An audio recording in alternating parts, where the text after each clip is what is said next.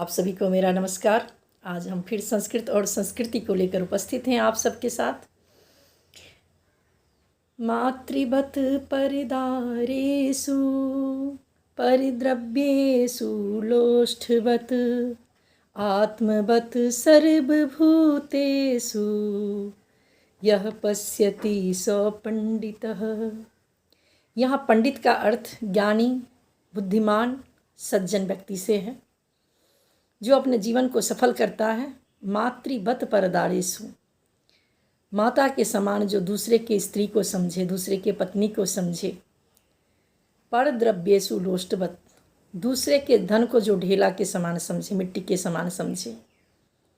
और सबसे बड़ी बात, आत्मवत् सर्वभूतेषु, सभी प्राणियों को अपने आत्मा के स्वरूप जाने, अर्थात अपने लिए जो हम अच्छा समझते हैं ऐसा ही व्यवहार दूसरे आत्मा के लिए भी करना। अपने आत्म में दूसरे के आत्मा की अनुभूति करना, अनुभव करना। आत्मवत् सर्वभूतेषु जह पश्यति स पंडितः, ऐसा जो चिंतन करता है, ऐसा जो समझता है, वास्तव में वही ज्ञानी है।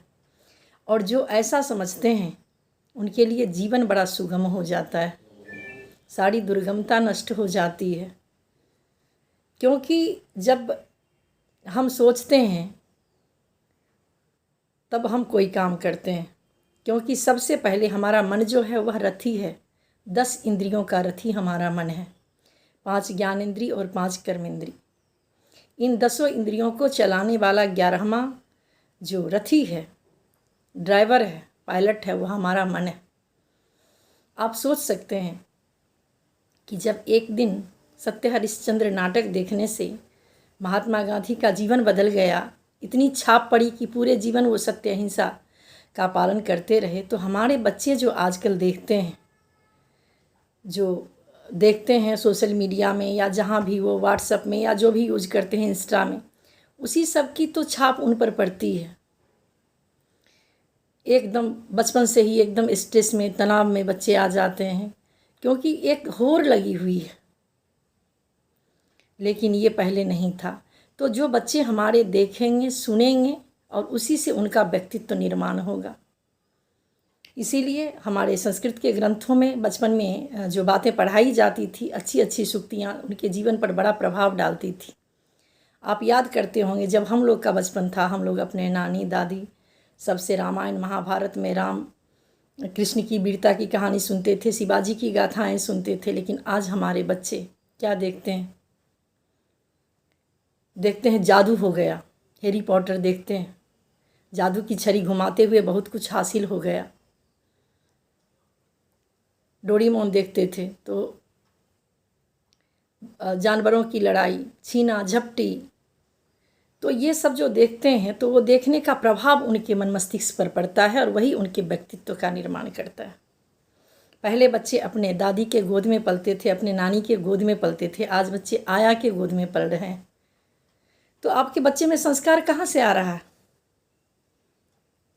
बहुत ज़रूरी है कि बच्चों को स्नेह मिलना चाहिए। हमारी जो परिवार व्यवस्था थी, परिवारवाद थी, वह परिवारवाद रहना चाहिए और हमें उसका कद्र करना चाहिए और अपने बच्चों को अपने संस्कृति से जोड़नी चाहिए और संस्कृत से जोड़ना चाहिए, जिसमें बहुत सुंदर सूक्तियाँ हैं, बहुत सुंदर श्लोक हैं, चरित्र निर्माण की विभिन्न सोपान हैं।